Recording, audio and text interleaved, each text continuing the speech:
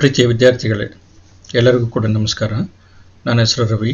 ನಾನು ಕರ್ನಾಟಕ ಸರ್ಕಾರದ ಕಾಲೇಜು ಮತ್ತು ತಾಂತ್ರಿಕ ಶಿಕ್ಷಣ ಇಲಾಖೆಯ ವ್ಯಾಪ್ತಿಯಲ್ಲಿ ಬರುವಂಥ ಸರ್ಕಾರಿ ಪ್ರಥಮ ದರ್ಜೆ ಕಾಲೇಜು ಇಲ್ಲಿನ ಕನ್ನಡ ವಿಭಾಗದಲ್ಲಿ ಕನ್ನಡ ಸಹಾಯಕ ಪ್ರಾಧ್ಯಾಪಕನಾಗಿ ಸೇವೆ ಸಲ್ಲಿಸ್ತಾ ಇದ್ದೀನಿ. ಪ್ರಸ್ತುತ ದಾವಣಗೆರೆ ವಿಶ್ವವಿದ್ಯಾಲಯ ತನ್ನ ವ್ಯಾಪ್ತಿಯ ಕಾಲೇಜುಗಳಲ್ಲಿನ ಅಂತಿಮ BA ಐಚ್ಛಿಕ ಕನ್ನಡದ ವಿದ್ಯಾರ್ಥಿಗಳಿಗೆ 6.2ರ ಪತ್ರಿಕೆಯಾಗಿ ತೌಲನಿಕ ಅಧ್ಯಯನ ಮತ್ತು ಅದರ ಪಠ್ಯಗಳು ಅನ್ನುವಂಥ ಒಂದು ಪತ್ರಿಕೆಯನ್ನು ನಿಗದಿಪಡಿಸಿದೆ. ಪ್ರಸ್ತುತ ನಾವು ತೌಲನಿಕ ಅಧ್ಯಯನಕ್ಕೆ ಸಂಬಂಧಪಟ್ಟಂಗೆ ನಾವು ಚರ್ಚೆಯನ್ನು ಮಾಡ್ತಾ ಇದ್ವಿ.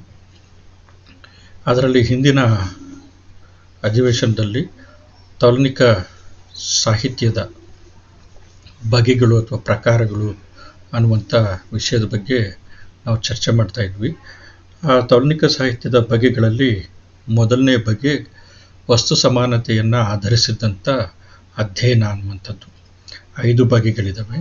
ವಸ್ತು ಸಮಾನತೆಯನ್ನು ಆಧರಿಸಿರುವಂಥ ಅಧ್ಯಯನ, ಪ್ರಭೇದಗಳ ಅಧ್ಯಯನ, ಪ್ರಭಾವಗಳ ಅಧ್ಯಯನ, ಆಮೇಲೆ ತೌಲನಿಕ ಕಾವ್ಯಮೀಮಾಂಸೆ ಮತ್ತು ಭಾಷಾಂತರ ಅಧ್ಯಯನ ಅನ್ನುವಂಥದ್ದು. ಅದರ ಜೊತೆಗೇ ನಾವು ಸ್ವೀಕಾರಗಳ ಅಧ್ಯಯನನೂ ಕೂಡ ನಾವು ನೋಡ್ತೀವಿ, ಗಮನಿಸ್ತೀವಿ ಅನ್ನುವಂಥದ್ದನ್ನು ಹಿಂದಿನ ಸೆಷನ್ನಲ್ಲಿ ನಾವು ಚರ್ಚೆ ಮಾಡಿದ್ವಿ.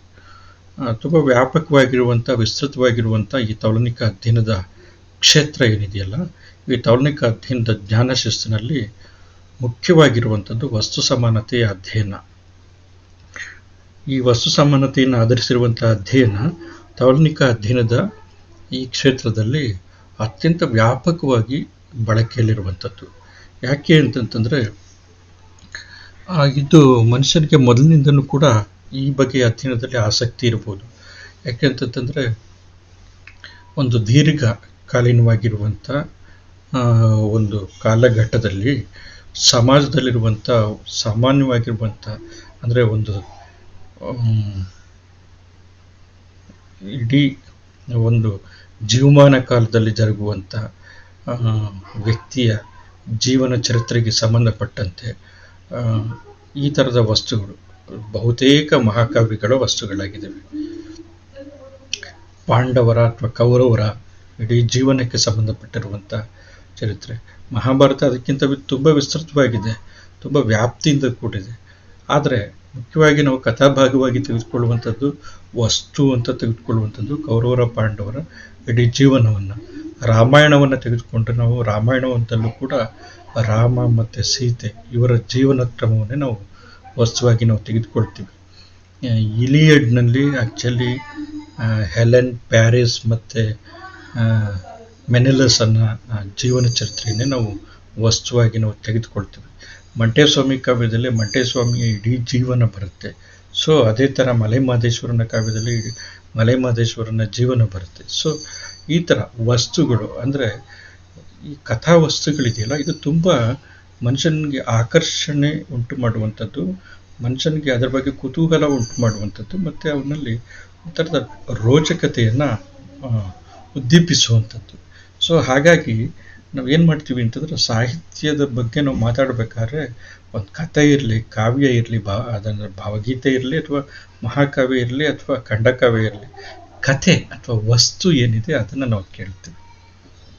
ನಿರೂಪಣೆ ಶೈಲಿ, ಭಾಷೆ ಬಳಕೆ, ಛಂದಸ್ಸು ಮತ್ತು ಬಂದಿರುವಂಥ ಅಲಂಕಾರಗಳು, ಅದರಲ್ಲಿರುವಂಥ ಭಾವನಾ ಸೌಂದರ್ಯಗಳು, ಅದರಲ್ಲಿರುವಂಥ ಅಂತರ್ಗತವಾಗಿರುವಂಥ ಭಾವ, ಇವನ್ನೆಲ್ಲನೂ ಕೂಡ ನಾವು ನಿಧಾನವಾಗಿ ವಿವೇಚನೆ ಮಾಡ್ತೀವಿ.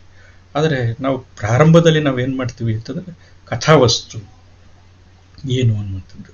ಸೊ ಈ ಥರ ಇದು ಮನುಷ್ಯನಿಗೆ ಮೊದಲಿನಿಂದಲೂ ಕೂಡ ಕಥೆಗಳು ಅಂತಂತಂದರೆ ಆಸಕ್ತಿ. ಈ ಕಥಾವಸ್ತು ಅದೆಷ್ಟೇ ಸಣ್ಣದೇ ಇರಲಿ, ಇಲ್ಲ ವಾಸ್ಟ್ ಆಗಿರುವಂಥದ್ದಿರಲಿ. ಸೊ ಹಾಗಾಗಿ ಕಥಾವಸ್ತುವಿನ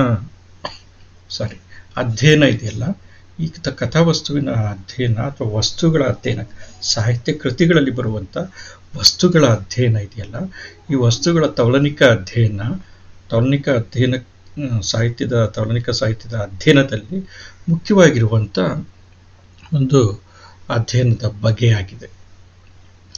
ಈಗ ನಾವು ಅದನ್ನು ಗಮನಿಸಬಹುದಾಗಿದೆ. ಇದು ತೌಲನಿಕ ಸಾಹಿತ್ಯದ ಅಧ್ಯಯನದಲ್ಲಿ ವಸ್ತು ಸಮಾನತೆಯನ್ನು ಆಧರಿಸಿರುವಂಥ ಅಧ್ಯಯನ ಇದೆಯಲ್ಲ, ಅತ್ಯಂತ ವ್ಯಾಪಕವಾಗಿರುವಂಥದ್ದು ಮತ್ತು ಜನಪ್ರಿಯವಾಗಿರುವಂಥ ಅಧ್ಯಯನ ಇದು. ಇದು ಬೇರೆ ಬೇರೆ ವಿಧ ಪ್ರಭಾವ, ಪ್ರಭೇದಗಳು ಮತ್ತು ತಾರ್ಕಿಕ ಕಾವ್ಯಮೀಮಾಂಸೆ, ಭಾಷಾಂತರದ ಅಧ್ಯಯನ ಇವೆಲ್ಲವೂ ಕೂಡ ಇದ್ದಾವೆ. ಆದರೆ ಇವುಗಳಲ್ಲೆಲ್ಲೂ ಕೂಡ ತುಂಬ ವ್ಯಾಪಕವಾಗಿರುವಂಥದ್ದು, ಜನಪ್ರಿಯವಾಗಿರುವಂಥದ್ದು, ಮುಖ್ಯವಾಗಿ ಜನಪ್ರಿಯ. ಸೊ ಹಾಗಾಗಿ ಅದು ವ್ಯಾಪಕ. ಸೊ ಹಾಗಿರುವಂಥದ್ದು ಯಾವುದು ಅಂತಂತಂದರೆ ವಸ್ತು ಸಮಾನತೆಯನ್ನು ಆಧರಿಸಿರುವಂಥ ಅಧ್ಯಯನ. ಸೊ ವಸ್ತು ಸಮಾನತೆಯ ಅಧ್ಯಯನ ಅಂತಂದರೆ ಏನು? ನಾನು ಆಗಲೇ ಹೇಳಿದೆ, ವಸ್ತು ಸಮಾನತೆಯ ಅಧ್ಯಯನ ಅಂತಂದರೆ ಒಂದು ಸಮಾನ ವಸ್ತು ಅಥವಾ ವಿಷಯ ಅಥವಾ ಆಶಯಗಳನ್ನು ಆಧರಿಸಿಬಿಟ್ಟು ವಿವಿಧ ಭಾಷೆಗಳಲ್ಲಿ ಮತ್ತು ಬೇರೆ ಬೇರೆ ಕಾಲಘಟ್ಟಗಳಲ್ಲಿ ರಚಿಸಿರುವಂಥ ಅನೇಕ ಕೃತಿಗಳನ್ನು ಒಂದೆಡೆ ತಂದು ಅದನ್ನು ವಿಶ್ಲೇಷಣೆ ಮಾಡುವಂಥದ್ದು. ನೋಡಿ, ಸಮಾನವಾಗಿರುವಂಥ ವಸ್ತು ಇರಬೇಕು ಅಥವಾ ವಿಷಯ ಇರಬೇಕು. ವಸ್ತು ಅಥವಾ ವಿಷಯ ಎರಡನ್ನೂ ಕೂಡ ಒಂದೇ. ಅಥವಾ ಸಮಾನ ಆಶಯ ಇರಬೇಕು. ಆ ವಸ್ತುವಿನ ವ್ಯಾಪ್ತಿ ಸ್ವಲ್ಪ ವಿಸ್ತಾರ ಆಯಿತು. ಸಮಾನ ಆಶಯ ಇರಬೇಕು. ಒಳಿತಿಗೆ ಕೊನೆಗೆ ಜಯ ಆಗುತ್ತೆ ಅನ್ನುವಂಥದ್ದು ಇದೆಯಲ್ಲ, ಸಮಾನ, ಅದು ಒಂದು ಆಶಯ. ಅದು ಒಳಿತು ಅಥವಾ ಉತ್ತಮತೆ ಅಥವಾ ಒಳ್ಳೆಯ ಕೆಲಸಕ್ಕೆ ಯಾವತ್ತೂ ಕೂಡ ಜಯ ಅನ್ನುವಂಥದ್ದು. ಈಗ ಭಾರತೀಯ ಸಂಪ್ರದಾಯದಲ್ಲಿ ಈ ಥರದ್ದೊಂದು ವಸ್ತು ಇದೆ, ಆಶಯ ಇದೆ. ಹಾಗಾಗಿ ಏನು ಅಂತಂತಂದರೆ ಹರಿಶ್ಚಂದ್ರನಿಗೆ ಎಷ್ಟೇ ಕಷ್ಟಪಟ್ಟರೂ ಕೂಡ, ಆ ಕಷ್ಟಗಳನ್ನು ಅನುಭವಿಸಿದ್ರು ಕೂಡ ಹರಿಶ್ಚಂದ್ರನಿಗೆ ಕೊನೆಗೆ ಅಂತಿಮವಾಗಿ ಶಿವನ ಸಂದರ್ಶನ ಪ್ರಾಪ್ತಿಯಾಗತ್ತೆ, ಒಳ್ಳೆಯದಾಗತ್ತೆ ಅನ್ನುವಂಥದ್ದು. ಸೊ ಅದೇ ಥರ ಬಹುತೇಕ ಕಥೆಗಳು ಬಹಳಷ್ಟು ಕಷ್ಟಪಟ್ಟರು ಕೂಡ, ಈಗ ಸತ್ಯವಾನ್ ಮತ್ತು ಸಾವಿತ್ರಿಯ ಕಥೆಯಲ್ಲಿ ಸಾವಿತ್ರಿ ಬಹಳಷ್ಟು ಕಷ್ಟಪಟ್ಟರು ಕೂಡ ನಂತರ ಅವಳಿಗೆ ಒಳ್ಳೆಯದಾಯಿತು ಅನ್ನುವಂಥದ್ದು. ಸೊ ಹಾಗಾಗಿ ಈ ಥರದ ಕಥೆಗಳೆಲ್ಲ ಇದಾವಲ್ಲ, ಇವೆಲ್ಲನೂ ಕೂಡ ಆಶಯ. ಅಂದರೆ ಭಾರತೀಯ ಸಂಪ್ರದಾಯದಲ್ಲಿ ಸುಖಾಂತ್ಯ ಅನ್ನುವಂಥದ್ದು ಇದು ಏನಂತಂದರೆ ಆಶಯ, ವಸ್ತುವಿಗೆ ಸಂಬಂಧಪಟ್ಟಿರುವಂಥದ್ದು. ಗ್ರೀಕ್ ದುರಂತ ನಾಟಕಗಳಲ್ಲೂ ಕೂಡ ಆಶಯ ಇದೆ. ಏನು ಅಂತಂದರೆ ಎಷ್ಟೇ ಪರಾಕ್ರಮಶಾಲಿ, ಧೀರ ಮತ್ತು ಅಪ್ರತಿಮನಾಗಿರುವಂಥ, ಪ್ರತಿಭಾವಂತ, ಬುದ್ಧಿಶಾಲಿ, ವಿವೇಕತೆಯನ್ನು ಹೊಂದಿರುವಂಥವನು, ಇವನು ಎಷ್ಟೇ ಅದ್ವಿತೀಯನಾಗಿದ್ರೂ ಕೂಡ ದೈವದ ಸಿಟ್ಟಿನ ಮುಂದೆ ಅವನು ನಿಲ್ಲೋದಕ್ಕಾಗೋದಿಲ್ಲ, ದುರಂತ ಅಂತ್ಯವನ್ನು ಕಾಣ್ತಾನೆ ಅನ್ನುವಂಥದ್ದು ಇದೆಯಲ್ಲ, ಗ್ರೀಕ್ನ ಪುರಾಣಗಳಲ್ಲಿ ಬರುವಂಥ, ಗ್ರೀಕ್ ಮೈಥಾಲಜಿಯಲ್ಲಿ ಬರುವಂಥ ಒಂದು ಆಶಯ, ಮೋಟಿವ್ ಅಂತಂತ ನಾವು ಕರಿತೀವಲ್ಲ ಅದು. ಸೊ ಇದು ಸಮಾನ ವಸ್ತು. ಗ್ರೀಕ್ ನಾಟಕಗಳಲ್ಲಿ ಕಂಡುಬರುವಂಥ ಸಮಾನವಾಗಿರುವಂಥ ವಸ್ತು, ಭಾರತೀಯ ಸಂಪ್ರದಾಯಗಳಲ್ಲಿ ಕಂಡುಬರುವಂಥ ಸಮಾನ ವಸ್ತು. ಸೊ ಹಾಗಾಗಿ ಅಜಾಮಿಳ ಅನ್ನುವಂಥವನು ಸಾಯುವಂಥ ಸಂದರ್ಭದ ಮೊದಲೆಲ್ಲ ಪಾಪ ಕಾರ್ಯಗಳನ್ನೇ ಮಾಡ್ಕೊಂಡು ಜೀವನ ನಡೆಸಿದ್ರು ಕೂಡ ಕೊನೆಯಲ್ಲಿ ಸಾಯುವಂಥ ಸಂದರ್ಭದಲ್ಲಿ ನಾರಾಯಣನ ಸ್ಮರಣೆಯನ್ನು ಮಾಡಿದ ಕಾರಣದಿಂದ ಅವನಿಗೆ ಮೋಕ್ಷ ಸಿಗುತ್ತೆ, ಉತ್ತಮ ಜನ್ಮ ಸಿಗುತ್ತೆ, ಮೋಕ್ಷ ಸಿಗುತ್ತೆ ಅಂತ.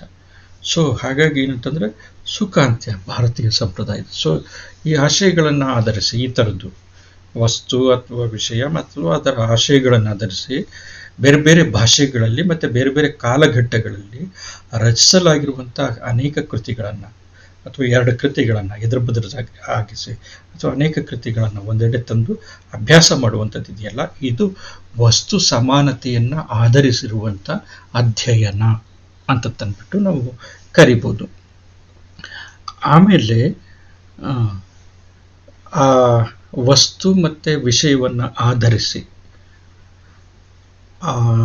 ಆ ವಸ್ತುವನ್ನು, ಆ ವಿಷಯವನ್ನು, ಆ ಆಶಯವನ್ನು ಬೆಳೆಸಿರುವಂಥ ಬಗೆಯಲ್ಲಿರುವಂಥ ಸಮಾನತೆಗಳು ಅಥವಾ ವಿಷಮತೆಗಳು, ಸಾಮ್ಯ ಅಥವಾ ವೈಷಮ್ಯ, ಸಾದೃಶ್ಯ ಅಥವಾ ವೈದೃಶ್ಯ, ಸಮಾನತೆ ಅಥವಾ ಭಿನ್ನತೆ, ಇವುಗಳನ್ನು ಗುರುತಿಸುವಂಥದ್ದು.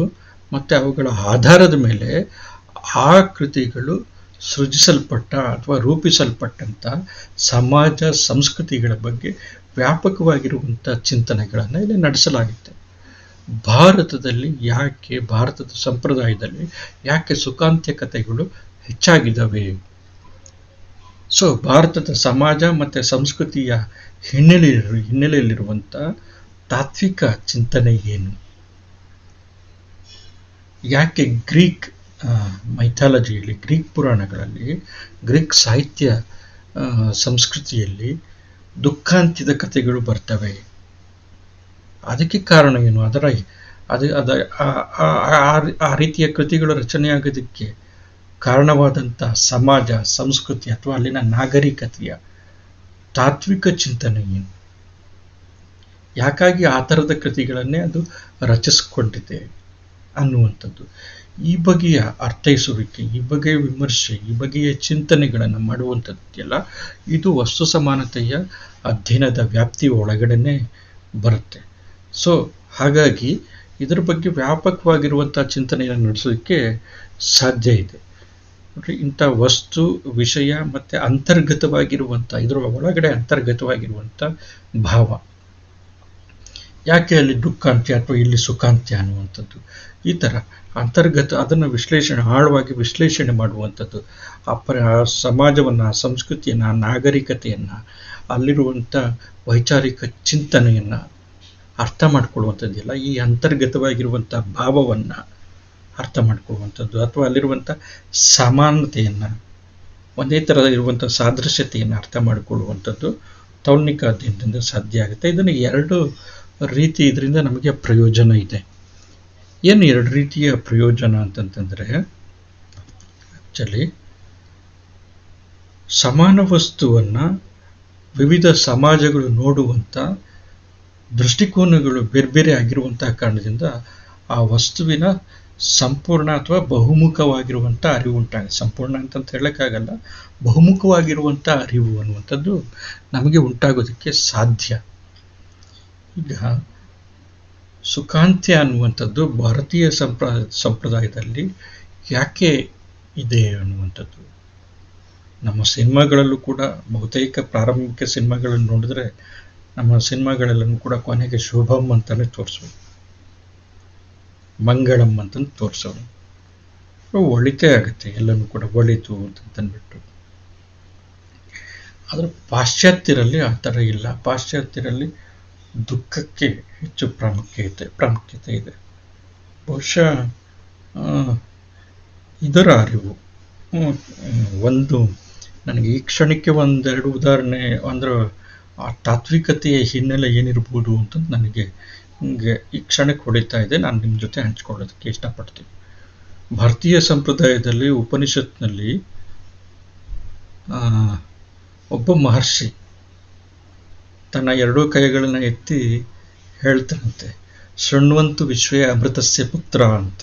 ಅಮೃತ ಪುತ್ರರೇ ಕೇಳಿ, ಆಯೇ ಧಾಮಾನಿ ದಿವ್ಯಾನಿ ತಸ್ತು ವೇದಾಂತಮೇಹಂ ಪುರುಷಂ ಮಹಾಂತಂ ಆದಿತ್ಯವರ್ಣ ತಮಸಾ ಪರಾಸ್ತಾತ್ ಅಂತ ಹೇಳ್ತಾರೆ.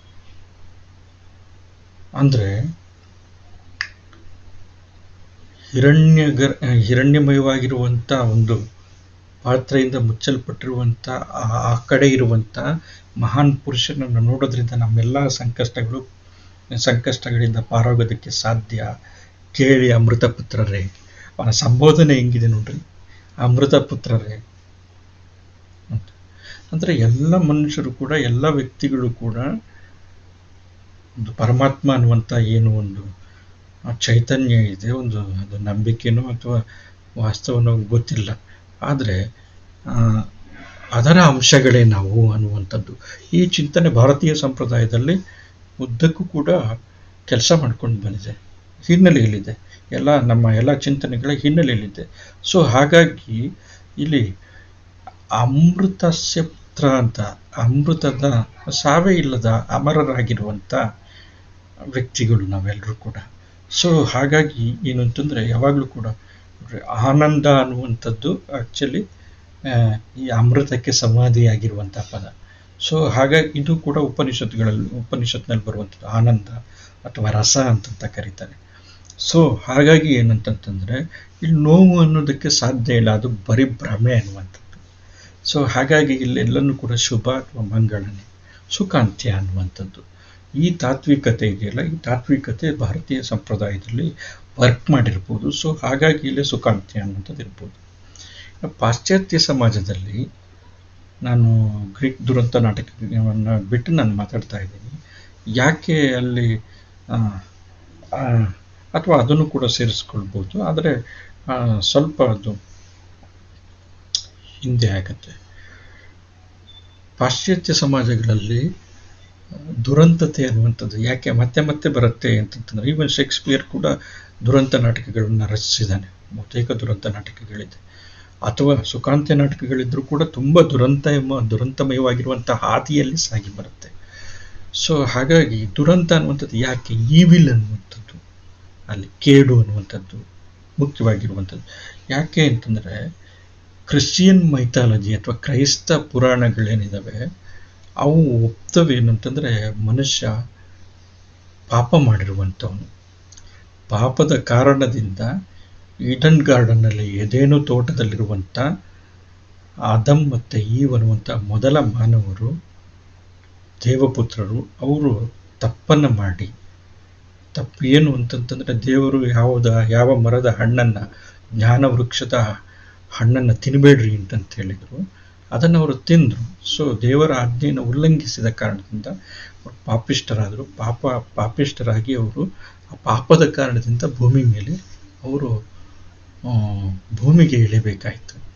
ಸೊ ಅನೇಕ ಕಷ್ಟಕೂಟಲೆಗಳನ್ನ ಅನುಭವಿಸ್ಬೇಕಾಯಿತು ಮತ್ತು ತೊಂದರೆಗಳನ್ನ ಅನುಭವಿಸ್ಬೇಕಾಯಿತು. ಸೊ ಮೂಲತಃ ಮನುಷ್ಯ ಪಾಪಿಷ್ಠನಾಗಿರುವಂಥವನು. ಸೊ ದೇವಪುತ್ರನಾಗಿರುವಂಥ ಕ್ರಿಸ್ತ ಈ ಪಾಪವನ್ನು, ಮನುಷ್ಯರ ಪಾಪವನ್ನು ನಿವಾರಿಸೋದಕ್ಕೆ ಅಂತ ಬಂದಿರುವಂಥವನು ಅನ್ನುವಂಥದ್ದು ಒಂದು ಪುರಾಣ ಅವರಲ್ಲಿ ಅಥವಾ ಅವರ ನಂಬಿಕೆ. ಸೊ ಹಾಗಾಗಿ ದುರಂತ ಅನ್ನುವಂಥದ್ದು ಮನುಷ್ಯನ ಮೂಲದಲ್ಲೇ ಇದೆ, ಅವನು ಹುಟ್ಟಿನ ಜೊತೆನೇ ಐತೆ ದುರಂತ. ಯಾಕೆ ಅವನು ಇಲ್ಲಿ ಹುಟ್ಟಿದ್ದಾನೆ ಅಂತಂತಂದರೆ ಸ್ವರ್ಗಚ್ಯುತನಾಗಿದ್ದಾನೆ. ಮಿಲ್ಟನ್ ಅದಕ್ಕೆ ಹೇಳುವಂಥದ್ದು ಪ್ಯಾರಡೈಸ್ ಲಾಸ್ಟ್ ಅಂತಂತಾನೆ, ಅಂದರೆ ಸ್ವರ್ಗವನ್ನು ಕಳ್ಕೊಂಡಿರುವಂಥದ್ದು. ಮತ್ತು ಈಗ ಮನುಷ್ಯ ಇಲ್ಲಿ ಬಂದಿರುವಂಥ ಉದ್ದೇಶ ಏನು ಅಂತಂದರೆ ಪ್ಯಾರಡೈಸ್ನ ಮತ್ತೆ ಪಡ್ಕೊಳ್ಬೇಕು ಅನ್ನುವಂಥದ್ದು. ಆದರೆ ಮೂಲತಃ ಮನುಷ್ಯ ಪಾಪಿಷ್ಟ, ಅಮೃತ ಪುತ್ರನಲ್ಲ. ಸೊ ಹಾಗಾಗಿ ಅಲ್ಲಿ ದುರಂತತೆ ಅನ್ನುವಂಥದ್ದು ಮನುಷ್ಯನಲ್ಲಿ ಮೂಲತಃ ಇದೆ. ಸೊ ಈ ತಾತ್ವಿಕತೆಯ ಹಿನ್ನೆಲೆಯಲ್ಲಿ ಅಲ್ಲಿ ದುರಂತತೆ ಅನ್ನುವಂಥದ್ದು ಬಂದಿರ್ಬೋದು. ಸೊ ಈ ಥರದ ವಿಶ್ಲೇಷಣೆ ಇದೆಯಲ್ಲ, ಈ ಥರದ ತಾತ್ವಿಕತೆ ಇದೆಯಲ್ಲ, ಇದನ್ನು ಮಾಡುವಂಥದ್ದು ವಸ್ತು ಸಮಾನತೆಯನ್ನು ಆಧರಿಸಿರುವಂಥ ಅಧ್ಯಯನ. ಆ ಸಮಾಜದಲ್ಲಿರುವಂಥ ಈ ಥರದ ನಂಬಿಕೆ, ಆ ಸಂಸ್ಕೃತಿಯಲ್ಲಿರುವಂಥ ಈ ಥರದ್ದೊಂದು ತಾತ್ವಿಕತೆಗಳಿದೆಯಲ್ಲ, ಇದರ ಅನ್ವೇಷಣೆ ಮಾಡುವಂಥದ್ದು. ಸೊ ಅದರಿಂದ ಮತ್ತೆ ಈ ಎರಡನ್ನೂ ಕೂಡ ಕಂಪೇರ್ ಮಾಡಿ, ಈ ಎರಡೂ ಚಿಂತನೆಗಳನ್ನು ಕಂಪೇರ್ ಮಾಡಿ ಮನುಷ್ಯ ಕುಲಕ್ಕೆ ಹಿತಕಾರಿಯಾಗಿರುವಂಥದ್ದು ಯಾವುದು ಅನ್ನುವಂಥದ್ದನ್ನು ಯೋಚನೆ ಮಾಡುವಂಥದ್ದು ಇದೆಯಲ್ಲ, ಇದು ವಸ್ತು ಸಮಾನತೆಯನ್ನು ಆಧರಿಸಿರುವಂಥ ಅಧ್ಯಯನಕ್ಕೆ ಸಂಬಂಧಪಟ್ಟಿರುವಂಥದ್ದು.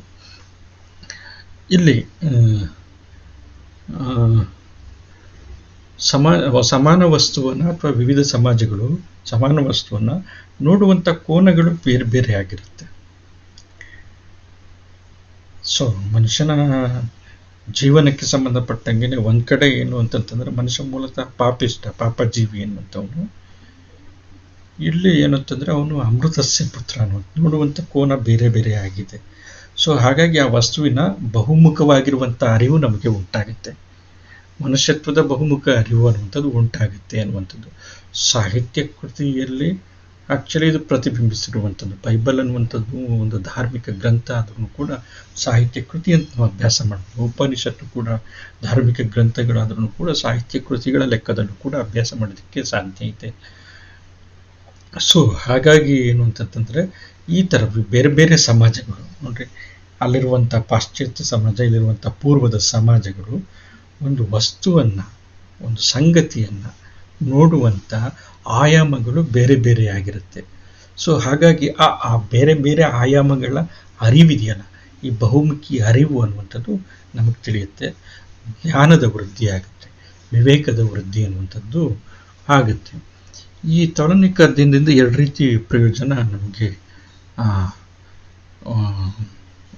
ಆ್ಯಕ್ಚುಲಿ ಆಗುತ್ತೆ. ಎರಡು ರೀತಿಯ ಪ್ರಯೋಜನ ಇದರಿಂದ ಇದೆ ಅಂತ ತಂದ್ಬಿಟ್ಟು ಹೇಳಲಾಗಿದೆ. ಇಲ್ಲಿ ಒಂದು ಅಂಶವನ್ನು ನಾನು ಹೇಳಬೇಕೇನು ಅಂತಂದರೆ, ಸಮಾನ ವಸ್ತುವನ್ನು ಭಿನ್ನ ಭಿನ್ನ ನೆಲೆಗಳಲ್ಲಿ ಚಿತ್ರಿಸಿರುವಂಥ ಕಾರಣದಿಂದ ಇಲ್ಲಿ ಅಂದರೆ ಈ ಸಮಾನ ವಸ್ತುಗಳ ಭಿನ್ನ ನೆಲೆಯಲ್ಲಿ ಅದನ್ನು ಚಿತ್ರಿಸುವಂಥ ಕಾರಣದಿಂದ ಅದರ ಹಿಂದಿನ ತಾತ್ವಿಕತೆಯ ಅಧ್ಯಯನ, ತೌಲನಿಕ ಅಧ್ಯಯನದ ವಸ್ತು ಅನ್ನುವಂಥದ್ದು, ಅದನ್ನು ಅರ್ಥ ಮಾಡಿಕೊಳ್ಳುವಂಥದ್ದು, ವಿಶ್ಲೇಷಿಸುವಂಥದ್ದು, ಆಮೇಲೆ ಅದರ ಬಗ್ಗೆ ಒಂದು ಅರಿವನ್ನು ನಮ್ಮ ಗ್ರಹಿಕೆಗೆ ತಂದುಕೊಳ್ಳುವಂಥದ್ದು, ಇದು ಮುಖ್ಯವಾಗಿರುವಂಥದ್ದು. ಸೊ ಇದರಿಂದ ಪ್ರಯೋಜನ ಇದೆ, ಎರಡು ರೀತಿ ಪ್ರಯೋಜನ ಇದೆ. ಒಂದು, ಸಮಾನ ವಸ್ತುವನ್ನು ವಿವಿಧ ಸಮಾಜಗಳು ನೋಡುವ ಕೋನಗಳು ಬೇರೆ ಬೇರೆ ಆಗಿರೋದ್ರಿಂದ ವಸ್ತುವಿನ ಬಹುಮುಖಿಯಾಗಿರುವಂಥ ಅರಿವು ಉಂಟಾಗತ್ತೆ ಅನ್ನುವಂಥದ್ದು ನೋಡಿದ್ವಿ. ಇನ್ನೊಂದು ಏನು ಅಂತಂತಂದರೆ, ಬಹುಮುಖಿಯಾಗಿರುವಂಥ ಅರಿವಿನ ಲಾಭ ನಮಗಾಗತ್ತೆ ಒಂದು. ಇನ್ನೊಂದು, ಸಮಾನ ವಸ್ತುವನ್ನು ಭಿನ್ನ ಭಿನ್ನ ನೆಲೆಗಳಲ್ಲಿ ಬೇರೆ ಬೇರೆ ಸಮಾಜಗಳು ವಿಶ್ಲೇಷಿಸುವಂಥ ಕಾರಣದಿಂದ ಅಥವಾ ಚಿತ್ರಿಸುವಂಥ ಕಾರಣದಿಂದ ಆಯಾ ಸಮಾಜದ ಪ್ರಮುಖ ಸಾಂಸ್ಕೃತಿಕ ಅಥವಾ ಧಾರ್ಮಿಕ ಅಥವಾ ರಾಜಕೀಯ ಕಾಳಜಿಗಳು ನಮ್ಮ ಅರಿವಿಗೆ ಬರುತ್ತೆ ಅನ್ನೋದು. ಈಗ ಉದಾಹರಣೆ ನೆಕ್ಸ್ಟ್ ಕೊಡಲಾಗಿದೆ ನೋಡ್ರಿ. ಸಮಾನ ವಸ್ತುವನ್ನು, ಎರಡೂ ಒಂದೇ ಥರದ ವಸ್ತು. ನಾನು ಹೇಳಿದೆ ಸೀತೆ, ಮಿರಾಂಡಾ, ಡೆಸ್ಟಿಮೋನ, 3 ಜನ ಹೆಣ್ಮಕ್ಳು. 3 ಜನರು ದುರಂತತೆಗೆ ಒಳಗಾಗ್ತಾರೆ, ದುಃಖವನ್ನು ಅನುಭವಿಸ್ತಾರೆ. ಆದರೆ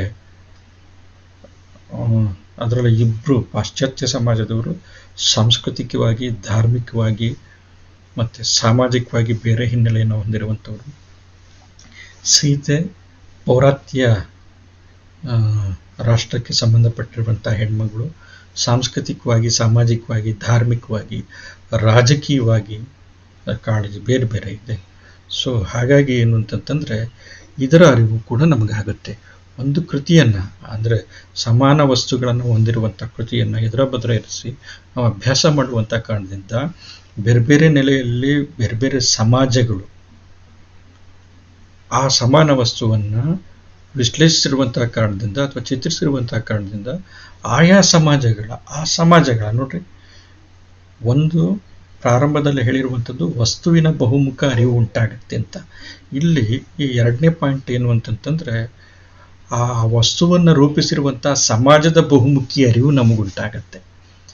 ಆ ಸಮಾಜದ ಅಥವಾ ಸಮಾಜದ ಸಂಸ್ಕೃತಿ, ಆ ಸಮಾಜದ ಧರ್ಮ, ಆ ಸಮಾಜದ ರಾಜಕೀಯ ಕಾಳಜಿಗಳಿದೆಯಲ್ಲ, ಅದು ನಮಗೆ ಗೊತ್ತಾಗುತ್ತೆ. ಆ ವಸ್ತುವನ್ನು ರೂಪಿಸಿರುವಂಥ ಸಮಾಜ, ಅದರ ಧರ್ಮ, ಅದರ ರಾಜಕೀಯ, ಅದರ ಸಂಸ್ಕೃತಿ, ಅದರ ನಾಗರಿಕತೆ, ಅಥವಾ ಆ ಸಮಾಜದಲ್ಲಿರುವಂಥ ವೈಚಾರಿಕವಾಗಿರುವಂಥ ಚಿಂತನೆ, ಅದು ಹೊಂದಿರುವಂಥ ಗ್ರಹಿಕೆಗಳು, ಕೆಲವು ವಿಷಯಗಳ ಬಗ್ಗೆ ಅದು ನಮಗೆ ಗೊತ್ತಾಗುತ್ತೆ. ನಾನು ಆಗಲೇ ಹೇಳಿದೆ, ಮನುಷ್ಯರಿಗೆ ಸಂಬಂಧಪಟ್ಟಂಗೆ ಅಲ್ಲೂ ಕೂಡ ಮನುಷ್ಯ ವಸ್ತು, ಇಲ್ಲೂ ಕೂಡ ಮನುಷ್ಯ ವಸ್ತು. ಪ್ಯಾರಡೈಸ್ ಲಾಸ್ಟಲ್ಲೂ ಕೂಡ ಅಥವಾ ಉಪನಿಷತ್ನಲ್ಲೂ ಕೂಡ ಮನುಷ್ಯನೇ ಕೇಂದ್ರ, ಮನುಷ್ಯನ ಅಂತಿಮ ಬಿಡುಗಡೆ ಹೇಗೆ ಅನ್ನುವಂಥದ್ದು. ಆದರೆ ಅಲ್ಲಿ ಮನುಷ್ಯ ಪಾಪಿಷ್ಠ ಪ್ಯಾರಡೈಸ್ ಲಾಸ್ಟ್ನಲ್ಲಿ. ಇಲ್ಲಿ ಉಪನಿಷತ್ನಲ್ಲಿ ಮನುಷ್ಯ ಅನ್ನುವಂಥವನು ಅಮೃತಸ್ಯ ಪುತ್ರ, ಅಮೃತ ಪುತ್ರ ಅನ್ನುವಂಥದ್ದು. ಸೊ ಹಾಗಾಗಿ ಇದು ಮುಖ್ಯವಾಗಿರುವಂಥದ್ದು. ಇಲ್ಲಿ ಸಮಾಜ ಅನ್ನುವಂಥದ್ದು ಮನುಷ್ಯನ ಹೆಂಗೆ ಕಾಣ್ತಾ ಇದೆ ಅನ್ನುವಂಥದ್ದು ಅರ್ಥ ಮಾಡ್ಕೊಳ್ಬೇಕು. ಇಂಥ ಚಿಂತನೆಯನ್ನು ಮೂಡಿಸಿದಂಥ ಅಮೃತ ಪುತ್ರ ಅಂತಂತ ಒಬ್ಬ ಮನುಷ್ಯನನ್ನು ಸಂಬೋಧಿಸಬೇಕಾದ್ರೆ ಆ ಸಮಾಜ ಮೂಲತಃ, ಆ ಸಮಾಜ, ಅದರ ಸಂಸ್ಕೃತಿ, ಅದರ ಧಾರ್ಮಿಕ ರಾಜಕೀಯ ಕಾಳಜಿಗಳು ಏನಿತ್ತು, ಯಾಕೆ ಅದು ಮನುಷ್ಯನನ್ನು ಅಮೃತ ಪುತ್ರ ಅಂತಂತ ಕರೆದು ಎಲ್ಲರನ್ನೂ ಕೂಡ ಈ ಅಮೃತತ್ವದ ತೆಕ್ಕೆ ಒಳಗಡೆ ತಗೊಳುತ್ತೆ. ಮತ್ತು ಅದು ಪಾಪಿಷ್ಟ ಅಂತಂತ ಕರೆದು ಯಾಕೆ ಮನುಷ್ಯನನ್ನು ಹೀಗಿಳಿಯುತ್ತೆ, ಮತ್ತು ಯಾವುದನ್ನು ಎತ್ತಿ ಹಿಡಿಯುತ್ತೆ? ದೇವಪುತ್ರನನ್ನು ಎತ್ತಿ ಹಿಡಿತಾ ಇದೆ, ಆತನ ತಂದೆಯಾಗಿರುವಂಥ ಯೆಹೋವನನ್ನು ಎತ್ತಿ ಹಿಡಿತೀವಿ. ಸೊ ಇದು ಮುಖ್ಯವಾಗಿರುವಂಥದ್ದು. ಸೊ ಆ ಕಾಲದ ಸಾಮಾಜಿಕ ಸಂದರ್ಭ ಏನು, ಅಲ್ಲಿರುವಂಥ ಸಾಂಸ್ಕೃತಿಕವಾಗಿರುವಂಥ ಧಾರ್ಮಿಕ ರಾಜಕೀಯ ಕಾಳಜಿ ಏನು, ಇವು ಅಲ್ಲಿ ಈಗ ಅಭ್ಯಾಸ ಮಾಡಬೇಕಾಗಿರುವಂಥದ್ದು. ಇಲ್ಲಿ ಇವನ್ನು ಅಭ್ಯಾಸ ಮಾಡಬೇಕಾಗಿರುವಂಥದ್ದು. ಅಂಥ ವಸ್ತುವನ್ನು ರೂಪಿಸಿರುವಂಥ ಸಮಾಜ ಎಂಥದ್ದು ಅಂತಂದ್ಬಿಟ್ಟು ಉದಾಹರಣೆಯನ್ನು ಇಲ್ಲಿ ನೀಡಲಾಗಿದೆ. ಒಂದು ಉದಾಹರಣೆ, ಗ್ರೀಕ್ ಮಹಾಕಾವ್ಯಗಳು ಹೋಮರ್ ಬರೆದಿರುವಂಥ ಇಲಿಯಡ್ ಮತ್ತು ಒಡಿಸ್ಸಿ ಅನ್ನುವಂಥದ್ದು. ಹೋಮರ್ನ ಇಲಿಯಡ್ ಮತ್ತು ಒಡಿಸ್ಸಿ ಬರೆದಿರುವಂಥದ್ದು, ಒಡಿಸ್ಸಿ ಅನ್ನುವಂಥ 2 ಕೃತಿಗಳು ಅವನು ಬರೆದಿರುವಂಥದ್ದು. ಅದೇ ರೀತಿ ಭಾರತೀಯ ಮಹಾಕಾವ್ಯಗಳು 2 ಇದೆ.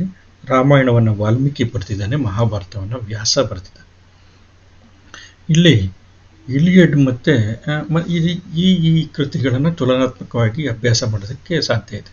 ಈಗ ಗ್ರೀಕ್ ಮಹಾಕಾವ್ಯವಾಗಿರುವಂಥ ಇಲಿಯಡ್, ಭಾರತೀಯ ಮಹಾಕಾವ್ಯವಾಗಿರುವಂಥ ರಾಮಾಯಣ, ಇಲ್ಲಿ ಆ್ಯಕ್ಚುಲಿ ಸಮಾನ ವಸ್ತು ಅನ್ನುವಂಥದ್ದನ್ನು ನಾವು ಹುಡುಕಿ ಅಧ್ಯಯನ ಮಾಡೋದಕ್ಕೆ ಸಾಧ್ಯ ಇರುವಂಥದ್ದು. ಇಲಿಯಡ್ ಹೋಮರ್ ಬರೆದಿರುವಂಥದ್ದು, ರಾಮಾಯಣ ವಾಲ್ಮೀಕಿ ಬರೆದಿರುವಂಥದ್ದು. ಸ್ಥೂಲವಾಗಿ ತುಂಬ ರಫ್ ಆಗಿ ಇಲ್ಲಿರುವಂಥದ್ದೇನು ಅಂತಂತಂದರೆ,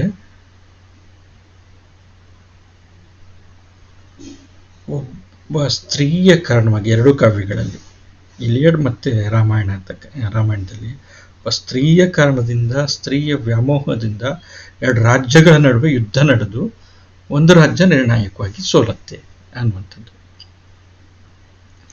ಗ್ರೀಕ್ ಮಹಾಕಾವ್ಯದಲ್ಲಿ ಆ ರೀತಿ ಸೋಲುವಂಥ ರಾಜ್ಯ ಇದೆಯಲ್ಲ, ಅದು ಟ್ರಾಯ್. ಟ್ರಾಯ್ ರಾಜ್ಯ ಸೋಲುತ್ತೆ. ಅದೇ ಥರ ರಾಮಾಯಣದಲ್ಲಿ ಲಂಕೆ ಸೋಲುತ್ತೆ. ಸಮಾನವಾಗಿರುವಂಥ ವಸ್ತು ನೋಡಿ. ಯಾವ ಕಾರಣದಿಂದ ಸೋಲ್ತಾ ಇದ್ದಾವೆ ಅಂತಂದ್ರೆ ಒಬ್ಬ ಹೆಣ್ಣಿನ ಕಾರಣದಿಂದ.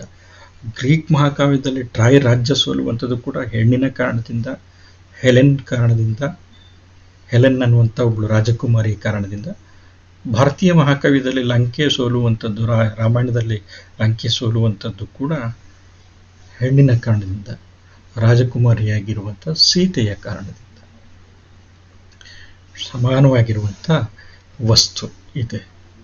ಆದರೆ ಇಲ್ಲಿ ಒಂದು ಸ್ವಲ್ಪ ಏನಾಗಿದೆ ಅಂತಂತಂದರೆ, ಸ್ವಲ್ಪ ಭಿನ್ನವಾಗಿರುವಂಥ ಕೆಲವು ಧ್ವನಿಗಳು ಕೂಡ ಇದೆ. ಈಗ ವಸ್ತು ಏನು ಅಂತಂತಂದರೆ, ಭಾರತೀಯ ಮಹಾಕಾವ್ಯ ಈಗ ಸಮಾನ ವಸ್ತು ಅಂತ ತಗೊಳ್ಳೋದಾದರೆ ಲಂಕೆ ಮತ್ತು ಟ್ರಾಯ್ ಅನ್ನುವಂಥದ್ದು, ಸೀತೆ ಮತ್ತು ಹೆಲೆನ್ ಅನ್ನುವಂಥದ್ದು. ಈಗ ಸಮಾನ ವಸ್ತು ಎರಡು ಕೃತಿ ಭಿನ್ನ ರೀತಿಯಲ್ಲಿ ಭಿನ್ನ ತಾತ್ವಿಕ ಧ್ವನಿಗಳ ಜೊತೆಗೆ ಬಳಸಲಾಗ್ತಾ ಇದೆ.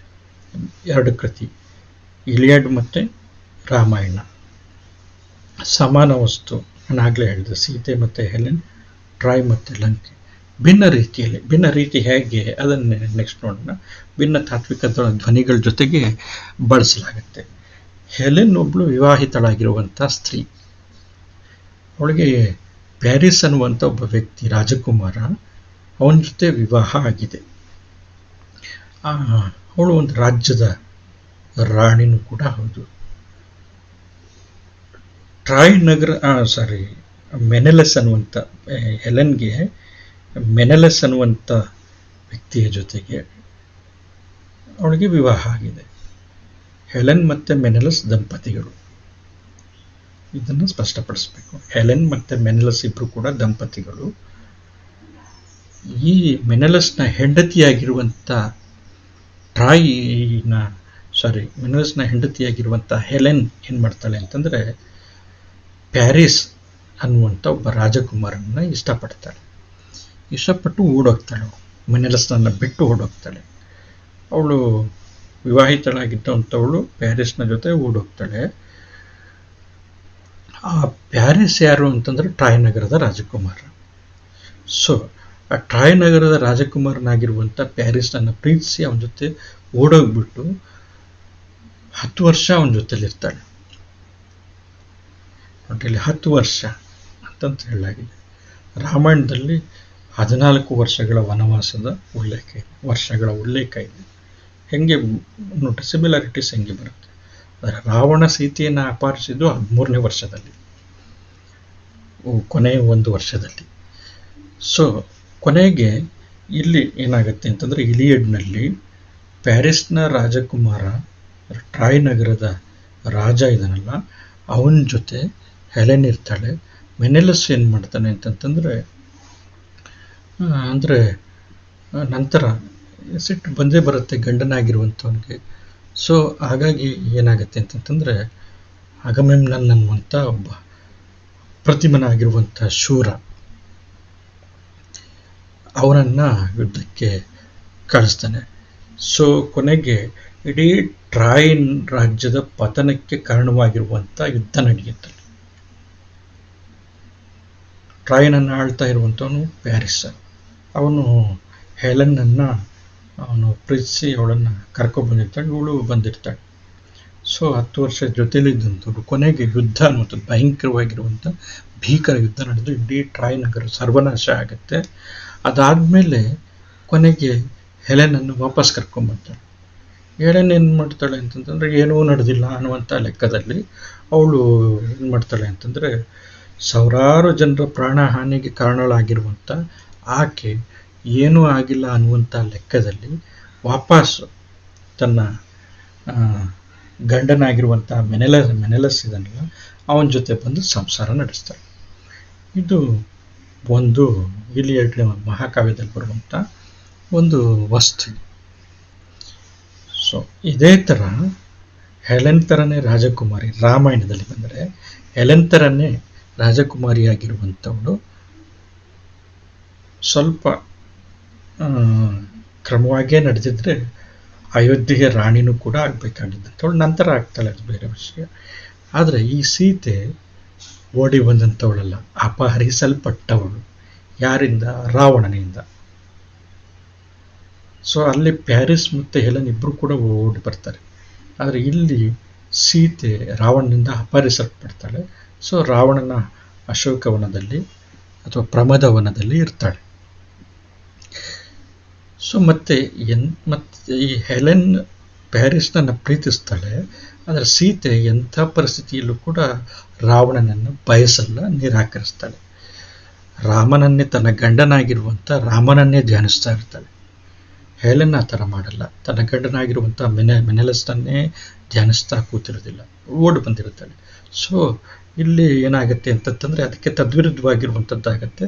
ಸೀತೆ ರಾಮನನ್ನು ಯಾವಾಗಲೂ ಧ್ಯಾನಿಸ್ತಾ ಇರ್ತಾಳೆ, ಸ್ಮರಿಸ್ತಾ ಇರ್ತಾಳೆ.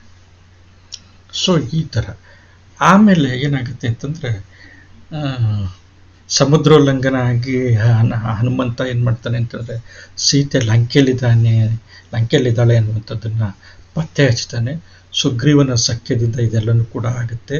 ಕೊನೆಗೆ ರಾಮ ಸುಗ್ರೀವನ ಸೇನಾಬಲವನ್ನು ತೆಗೆದುಕೊಂಡು ಬಂದು ಲಂಕೆಯ ಮೇಲೆ ಆಕ್ರಮಣವನ್ನು ಮಾಡಿ ಲಂಕೆಯ ಸರ್ವನಾಶವನ್ನು ಮಾಡ್ತಾನೆ. ಅಲ್ಲಿ ಟ್ರಾಯ್ ನಗರ ಸರ್ವನಾಶ ಆಗುತ್ತೆ, ಇಲ್ಲಿ ಲಂಕೆ ಸರ್ವನಾಶ ಆಗುತ್ತೆ.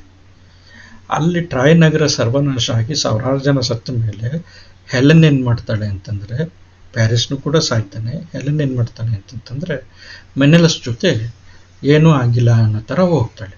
ಆದರೆ ಇಲ್ಲಿ ಸೀತೆ ರಾವಣನನ್ನು ತಿರಸ್ಕರಿಸಿ ರಾಮನನ್ನೇ ಸ್ಮರಿಸ್ತಾ ಇದ್ರೂ ಕೂಡ ಕೊನೆಗೆ ಲಂಕೆಯ ಸರ್ವನಾಶ ಆದಮೇಲೆ ರಾಮಾಯಣವನ್ನು ಕರ್ಕೊಳ್ಳೋದಿಲ್ಲ. ಬದಲಾಗಿ ಬೇರೆ ಬೇರೆ ರೀತಿಯ ಮಾತುಗಳು ಬಂದು ಅವಳು ಅಗ್ನಿ ಪರೀಕ್ಷೆಗೆ ಒಳಗಾಗಬೇಕಾಗತ್ತೆ. ಅಗ್ನಿ ಪರೀಕ್ಷೆಯ ಸಂದರ್ಭವನ್ನು ಎದುರಿಸಬೇಕಾಗತ್ತೆ. ಅದರಲ್ಲೂ ಕೂಡ ಅವಳು ಪಾರಾಗಿ ಬಂದ ನಂತರ, ಪರೀಕ್ಷೆಯನ್ನು ಜಯಿಸಿ ಬಂದ ನಂತರನೂ ಕೂಡ ಬೇರೆ ಬೇರೆ ಕಾರಣದಿಂದ ಅವಳು ಕಾಡು ಪಾಲಾಗಬೇಕಾಗತ್ತೆ. ಅಯೋಧ್ಯೆ ರಾಣಿಯಾಗಿರ್ತಾಳೆ, ನಂತರ ಅವಳು ಕಾಡು ಪಾಲಾಗಬೇಕಾಗತ್ತೆ. ಕಾಡು ಪಾಲಾಗಿ ಅಲ್ಲಿ ತನ್ನ ರಾಮನ ಇಬ್ಬರು ಮಕ್ಕಳಿಗೆ, ಲವ ಮತ್ತು ಕುಶರಿಗೆ ಜನ್ಮ ನೀಡ್ತಾಳೆ ಕಾಡಿನಲ್ಲಿ. ಸೊ ಈಗ ಇವೆರಡೂ ಕೂಡ ವಸ್ತು, ಸಮಾನವಾಗಿರುವಂಥ ವಸ್ತು. ಇಬ್ಬರು ಹೆಣ್ಮಕ್ಕಳ ವಸ್ತು, ಎರಡು ರಾಜ್ಯಗಳು ಸರ್ವನಾಶ ಆಗುತ್ತೆ. ಒಬ್ಬರು ಪ್ರೀತಿಸಿ ಓಡೋಗ್ತಾರೆ, ಇಲ್ಲಿ ಇನ್ನೊಬ್ಬರು ಅಪಹರಿಸಲ್ಪಡ್ತಾರೆ. ಕೊನೆಗೆ ಒಬ್ಬರು ಏನೂ ಆಗಿಲ್ಲ ಅನ್ನುವಂಥ ಲೆಕ್ಕದಲ್ಲಿ ವಾಪಸ್ ಬರ್ತಾರೆ, ಇನ್ನೊಬ್ಬರು ಪರೀಕ್ಷಿತರಾಗಿ ವಾಪಸ್ ಬರ್ತಾರೆ. ಅದ ನಂತರನೂ ಕೂಡ ಮತ್ತೆ ಬೇರೆ ಬೇರೆ ರೀತಿಯ ಅಪವಾದದಿಂದ ಕಾಡ್ಪಾಲಾಗ್ತಾರೆ. ಸೊ ಇಲ್ಲಿ ಮುಖ್ಯವಾಗಿರುವಂಥ ಸಂಗತಿ ಏನಂತಂದರೆ, ರಾಮಾಯಣಕ್ಕೆ ಸಂಬಂಧಪಟ್ಟಂಗೆ ಭಾರತದ ಸಾಮಾಜಿಕ ವ್ಯವಸ್ಥೆ ಇದೆಯಲ್ಲ, ಅದು ಒಂದು ಅರ್ಥಪೂರ್ಣವಾಗಿರುವಂಥ ಒಂದು ಒಳನೋಟ ರಾಮಾಯಣದ ಕೃತಿ ಅಧ್ಯಯನದಿಂದ ಆಗತ್ತೆ. ಏನು ತೌಲನಿಕವಾಗಿರುವಂಥ ಅಧ್ಯಯನದಿಂದ. ಇಲ್ಲಿ ತಂದೆಯಾಗಿರುವಂಥ ದಶರಥ ಮಗನಾಗಿರುವಂಥ ರಾಮನ ಸುಖ ಮತ್ತು ಅಧಿಕಾರಕ್ಕೆ ಅಡ್ಡಿ ಬರ್ತಾನೆ. ರಾಮಾಯಣದಲ್ಲಿ ತಂದೆ ದಶರಥ ತನ್ನ ಹೆಂಡತಿಗೆ ಕೊಟ್ಟಿರುವಂಥ ಮಾತಿನ ಪ್ರಕಾರ ಅವನು ತನ್ನ ಮಗನ ಸುಖ ಮತ್ತು ಸಂತೋಷಕ್ಕೆ, ಅಧಿಕಾರಕ್ಕೆ, ಅವನು ರಾಜ್ಯ ಅಯೋಧ್ಯೆಯ ಅಧಿಕಾರ ಹಿಡಿಬೇಕಾಗಿತ್ತು, ಅದೇ ಅಧಿಕಾರಕ್ಕೆ ಅಡ್ಡಿ ಬರ್ತಾನೆ. ಯಾರು? ತಂದೆ ಮಗನ ಸುಖಕ್ಕೆ ಅಡ್ಡಿ ಬರ್ತಾನೆ. ಅದೇ ಅಂದರೆ ಎರಡು ಪೀಳಿಗೆಗಳಲ್ಲಿ, ಅಂದರೆ ತಂದೆ ಮಗ, ಈ ಎರಡು ಪೀಳಿಗೆಗಳಲ್ಲಿ ಸಾಧಾರಣವಾಗಿ ಭಾರತೀಯ ಪುರಾಣ ಸಾಹಿತ್ಯಗಳಲ್ಲಿ ತಂದೆ ಮಗನ ಅಧಿಕಾರಕ್ಕೆ ಅಡ್ಡಿ ಬರುವಂಥದ್ದು, ತಂದೆ ಮಗನನ್ನು ಕೊಲ್ಲುವಂಥದ್ದು, ಈ ಥರದ್ದು ಸಾಮಾನ್ಯವಾಗಿ ಕಂಡುಬರುವಂಥ ಸಂಗತಿ ಅಂತಂತ ವಿದ್ವಾಂಸರು ಹೇಳ್ತಾರೆ. ಅದೇ ರೀತಿ ಯಯಾತಿಯ ಪ್ರಸಂಗದಲ್ಲಿ ಯಯಾತಿ ಅತ್ಯಂತ ಸುಖಲೋಲುಪನಾಗಿರುವಂಥವನು, ವಿಷಯಲೋಲುಪನಾಗಿರುವಂಥವನು. ಅವನು ಏನು ಮಾಡ್ತಾನೆ ಅಂತಂದರೆ, ತನ್ನ ಮಗನಾಗಿರುವಂಥ, ಅಂದರೆ ಅವನು ವಯಸ್ಸಾಗತ್ತೆ ಅವನಿಗೆ, ಯಯಾತಿಗೆ ವಯಸ್ಸಾದ್ರೂ ಕೂಡ ಅವನ ಸುಖದ ಲಾಲಸೆ, ವಿಷಯದ ಭೋಗ ಅನ್ನುವಂಥದ್ದು ಕಡಿಮೆ ಆಗೋದಿಲ್ಲ. ಆಗ ಅವನು ತನ್ನ ಮಕ್ಕಳಿಗೆ ಕೇಳ್ತಾನೆ, ನಿಮ್ಮ ಯೌವನವನ್ನು ಕೊಡಿ ಅಂತ. ಎಲ್ಲರೂ ಕೂಡ ನಿರಾಕರಿಸ್ತಾರೆ. ಆಗ ಪುರು ಅನ್ನುವಂಥವನು ಏನು ಮಾಡ್ತಾನೆ ಅಂತಂತಂದರೆ, ಅವನ ಮಗ ಪುರು, ಅವನು ತನ್ನ ಮಗನಿಗೆ ತನ್ನ ತಂದೆಗೆ ಯಯಾತಿಗೆ ತನ್ನ ಯೌವನವನ್ನು ಕೊಟ್ಟು ತಾನು ವೃದ್ಧನಾಗ್ಬಿಡ್ತಾನೆ. ಸೊ ಇಲ್ಲೂ ಕೂಡ ತಂದೆ ಮಗನ ಯೌವನವನ್ನು ಕಿತ್ಕೊಳ್ಳುವಂಥವನಾಗ್ತಾನೆ, ಮಗನ ಸುಖ ಸಂತೋಷಗಳನ್ನ ಕಿತ್ತಿಕೊಳ್ಳುವಂಥವನಾಗ್ತಾನೆ. ಭಾರತೀಯ ಸಂಪ್ರದಾಯದಲ್ಲಿ ಈ ಥರದ್ದೊಂದು ಒಂದು ಸ್ಟ್ರಕ್ಚರ್, ಆರ್ಕಿಟೈಪ್ ಅಂತ ಕರೀತಾರೆ ಇದನ್ನು. ಈ ಥರದೊಂದು ಪ್ರತೀಕ ಉದ್ದಕ್ಕೂ ಕೂಡ ಕಂಡು ಬಂದಿದೆ ಅಂತಂತ ವಿದ್ವಾಂಸರು ಅಭಿಪ್ರಾಯ ಪಡ್ತಾರೆ. ಯಯಾತಿ, ತಂದೆಯಾಗಿರುವಂಥ ಯಯಾತಿಗೋಸ್ಕರ ಪುರು ತನ್ನ ಯೌವನವನ್ನು ಕಳ್ಕೊಳ್ತಾನೆ. ತಂದೆಯ ಸಮಾನನಾಗಿರುವಂಥ ಅಣ್ಣನಿಗೋಸ್ಕರ, ಅಂದರೆ ಧರ್ಮರಾಜನಿಗೋಸ್ಕರ, ಯುಧಿಷ್ಠರನಿಗೋಸ್ಕರ ತಮ್ಮಂದರಾಗಿರುವಂಥ ಭೀಮ, ಅರ್ಜುನ, ನಕುಲ, ಸಹದೇವರು ರಾಜ್ಯವನ್ನು ಕಳ್ಕೊಳ್ತಾರೆ, ತಮ್ಮ ಸುಖವನ್ನು ಕಳ್ಕೊಳ್ತಾರೆ, ಸಂತೋಷವನ್ನು ಕಳ್ಕೊಳ್ತಾರೆ. ಇಲ್ಲೂ ಕೂಡ ಹಿರಿಯರಾಗಿರುವಂಥವರ ಕಾರಣದಿಂದ ಹಿರಿಯರು ತಮ್ಮ ಸುಖ, ಸಂತೋಷ, ಅಧಿಕಾರವನ್ನು ಕಳ್ಕೊಳ್ತಾರೆ. ಸಮಾನವಾಗಿರುವಂಥ ಅಂಶಗಳು ಬರ್ತಾ ಇದೆ. ಸೊ ಹಾಗಾಗಿ ಇಂಥ ಭಾರತೀಯ ಯಯಾತಿ ಪ್ರತೀಕ, ಅಂದರೆ ಹಿರಿಯ ಅಥವಾ ತಂದೆ, ಅಣ್ಣ, ಈ ಥರ ಹಿರೀಕರಿಂದ ಇದೊಂದು ಯಯಾತಿ ಪ್ರತೀಕ ಅಂತಂತ ಹೇಳ್ತಾರೆ ನೋಡ್ರಿ. ಆರ್ಕಿಟೈಪ್ ಆಗಿರುವಂಥದ್ದು, ಮತ್ತೆ ಮತ್ತೆ ಕಂಡು ಬರುವಂಥದ್ದು ಯಯಾತಿ ಪ್ರತೀಕ. ಅಂದರೆ ಹಿರಿಯನಾಗಿರುವಂಥವನು ಕಿರಿಯನಿಂದ ಕಿತ್ತುಕೊಳ್ಳುವಂಥದ್ದು, ಅಥವಾ ಕಿರಿಯನಾಗಿರುವಂಥವನು ಹಿರಿಯನಿಗೆ ತನ್ನ ಸರ್ವಸ್ವವನ್ನು ಕೂಡ ಕೊಡುವಂಥದ್ದು ಇದೆಯಲ್ಲ, ಈ ಥರದ ಪ್ರತೀಕ ಇದೆಯಲ್ಲ, ಈ ಥರದ ಪ್ರತೀಕ ಭಾರತೀಯ ಸಂಪ್ರದಾಯದಲ್ಲಿ ಕಂಡು ಬಂದಿದೆ. ಏಕೆ ತದ್ವಿರುದ್ಧವಾಗಿ ಗ್ರೀಕ್ ಪುರಾಣಗಳು ಅಥವಾ ಸಾಹಿತ್ಯದಲ್ಲಿ ಯಾವ ಥರ ಬರುತ್ತೆ ಅಂತಂದರೆ ಇದರ ಉಲ್ಟಾ ಬರುತ್ತೆ. ಅಂದರೆ ಕಿರಿಯರು ಹಿರಿಯರ ಸುಖ, ಸಂತೋಷ, ಇವನ್ ಪ್ರಾಣವನ್ನು ಕೂಡ ಹರಿಸ್ತಾರೆ. ಕಿರಿಯರು ಹಿರಿಯರ ಸುಖವನ್ನು ಅವರು ಕಿತ್ಕೊಳ್ತಾರೆ, ಅವರ ಸಂತೋಷವನ್ನು, ಅವರ ಅಧಿಕಾರವನ್ನು ಕಿತ್ಕೊಳ್ತಾರೆ, ಪ್ರಾಣವನ್ನು ಕೂಡ ಕಿತ್ಕೊಳ್ತಾರೆ. ಉದಾಹರಣೆಗೆ ಈಡಿಪಸ್ ನಾಟಕದಲ್ಲಿ ಈ ಪ್ರತೀಕ, ಈಡಿಪಸ್ ಪ್ರತೀಕ ಅನ್ನುವಂಥದ್ದು, ಅದು ಕಾರಣಗಳೇನೇ ಇರಲಿ, ಆದರೆ ಇಲ್ಲಿ ಬರುವಂಥದ್ದು ಏನಂತಂದರೆ ಕಿರಿಯರಾಗಿರುವಂಥವರು ಹಿರಿಯರ ಪ್ರಾಣ ಹರಣ ಮಾಡ್ತಾರೆ, ಅವರ ಸುಖ ಸಂತೋಷವನ್ನು ಹರಣ ಮಾಡ್ತಾರೆ ಅನ್ನುವಂಥದ್ದು. ಈಡಿಪಸ್ ತನ್ನ ತಂದೆಯನ್ನು ಕೊಲ್ತಾನೆ ನೋಡ್ರಿ. ತಂದೆಯಾಗಿರುವಂಥವನನ್ನು ಮಗನಾಗಿರುವಂಥ ಈಡಿಪಸ್ ಕೊಲ್ಲುವಂಥದ್ದು ಅಲ್ಲಿ ಉಲ್ಟಾ ಆಗಿರುವಂಥದ್ದು. ಭಾರತೀಯ ಸಂಪ್ರದಾಯದಲ್ಲಿ ತಂದೆ ಎಲ್ಲವನ್ನು ಕೂಡ ಪಡಿತಾನೆ, ಕಿತ್ಕೊಳ್ತಾನೆ, ಪಡಿತಾನೆ. ಗ್ರೀಕ್ ಪುರಾಣ ಸಾಹಿತ್ಯಗಳಲ್ಲಿ ತಂದೆಗೆ ವಿರುದ್ಧವಾಗಿ ಮಕ್ಕಳು ಎಲ್ಲವನ್ನು ಕೂಡ ಕಿತ್ಕೊಳ್ತಾರೆ, ಪಡಿತಾರೆ. ಸೊ ತಂದೆಯನ್ನು ಇಲ್ಲಿ ಮಗನಾಗಿರುವಂಥ ಈಡಿಪಸ್ ಕೊಲ್ತಾನೆ. ಅದೇ ಥರ ವರಿಷ್ಠಸ್ ಅನ್ನುವಂಥವನು, ವರಿಷ್ಠಿಸ್ ತನ್ನ ತಾಯಿಯಾಗಿರುವಂಥ ಕ್ಲೈಟಮಿಸ್ಟ್ರಾ ಅನ್ನುವಂಥವಳನ್ನು ಕೊಲ್ತಾನೆ. ಸೊ ಹಾಗಾಗಿ ಇಲ್ಲಿ ಎರಡು ಸಮಾನ ಅಂಶಗಳು ಕಂಡುಬರ್ತಾ ಇದೆ. ಏನು ಅಂತಂತಂದರೆ ಭಾರತೀಯ ಸಂಪ್ರದಾಯದಲ್ಲಿ ಹಿರಿಯರು ಕಿರಿಯರ ಮೇಲೆ ದೌರ್ಜನ್ಯ ಮಾಡಿದರೆ, ಅವರ ಸುಖ ಸಂತೋಷಕ್ಕೆ ಅಡ್ಡಿ ಬಂದರೆ, ಅವರ ಅಧಿಕಾರಕ್ಕೆ ಅಡ್ಡಿ ಬಂದರೆ, ಗ್ರೀಕ್ ಪುರಾಣಗಳಲ್ಲಿ ಕಿರಿಯರು ಹಿರಿಯರ ಸುಖ ಸಂತೋಷಕ್ಕೆ, ಇವನ್ ಅವರ ಪ್ರಾಣಕ್ಕೆ ಸಂಚಕಾರವನ್ನು ತರ್ತಾರೆ ಅನ್ನುವಂಥದ್ದು. ಸೊ ಅಂದರೆ ಹಳೆಯ ಮತ್ತು ಹೊಸ ಪೀಳಿಗೆಗಳ ಸಂದರ್ಭದಲ್ಲಿ ಸಾಧಾರಣವಾಗಿ ಪಾಶ್ಚಾತ್ಯ ಸಮಾಜದಲ್ಲಿ ಹೊಸ ಪೀಳಿಗೆಗೆ ಯಾವಾಗಲೂ ಜಯ ಅನ್ನುವಂಥದ್ದು, ಹೊಸ ಪೀಳಿಗೆ ಯಾವಾಗಲೂ ಕೂಡ ಪ್ರವರ್ಧಮಾನಕ್ಕೆ ಬರುತ್ತೆ ಅನ್ನುವಂಥದ್ದು. ಇದಕ್ಕೆ ತದ್ವಿರುದ್ಧವಾಗಿ ಭಾರತೀಯ ಮತ್ತು ಪೌರಾತ್ಯ ಸಮಾಜಗಳಲ್ಲಿ ಹಳೆ ಪೀಳಿಗೆಗೆ ಜಯ ಆಗುತ್ತೆ, ಹಳೆ ಪೀಳಿಗೆಗೆ ವಿಜಯ ಸಿಗುತ್ತೆ. ಸೊ ಅಂದರೆ ಹಳೆ ಪೀಳಿಗೆಗೆ, ಅಂದರೆ ಹಿರಿಯರಿಗೆ ಕೊಡುವಂಥ, ಅಂದರೆ ಹಿರಿತನಕ್ಕೆ ಕೊಡುವಂಥ ಅಥವಾ ವಯಸ್ಸಿಗೆ ಕೊಡುವಂಥ ಅತಿಯಾಗಿರುವಂಥ ಗೌರವ ಭಾರತೀಯ ಸಂಪ್ರದಾಯದಲ್ಲಿ ಅಥವಾ ಪೌರಾತ್ಯ ಸಂಪ್ರದಾಯದಲ್ಲಿ ಇದೆ. ಸೊ ಆ ಕಾರಣಕ್ಕೋಸ್ಕರ ಈ ಥರ ಒಂದು, ಅಂದರೆ ಸಾಹಿತ್ಯ ಕೃತಿಗಳಲ್ಲಿ ಕಾವ್ಯಗಳಲ್ಲಿ ಈ ಥರದ್ದೊಂದು ಕಥಾವಸ್ತುಗಳು ರೂಪುಗೊಂಡಿರಬೇಕು ಅನ್ನುವಂಥದ್ದು ಒಂದು ಪ್ರಮೇಯ. ಮತ್ತು ಪಾಶ್ಚಾತ್ಯ ರಾಷ್ಟ್ರಗಳ ಹೋಲಿಕೆಯಲ್ಲಿ ಪೌರ್ವಾತ್ಯ ರಾಷ್ಟ್ರಗಳು ಹೆಚ್ಚು ಸಂಪ್ರದಾಯಶೀಲವಾಗಿದೆ. ಸೀತೆ ರಾಮನನ್ನೇ ಧ್ಯಾನಿಸ್ತಾಳೆ. ಭೀಮಾರ್ಜುನರೆಲ್ಲರೂ ಕೂಡ ನಕುಲ ಸಹದೇವರ ಅಣ್ಣನನ್ನು ಅನುಸರಿಸ್ತಾರೆ. ಮಗನಾಗಿರುವಂಥ ರಾಮ ತಂದೆ ಹೇಳಿದಂಥ ಮಾತನ್ನು, ಅವನಿಗೆ ಅಧಿಕಾರ ಇದೆ, ಕ್ಷತ್ರಿಯರಲ್ಲಿ ಮೊದಲನೇ ಮಗನಿಗೆ ಪಟ್ಟ ಅನ್ನುವಂಥದ್ದು ಸಿಗಬೇಕು, ಭರತನಿಗಲ್ಲ.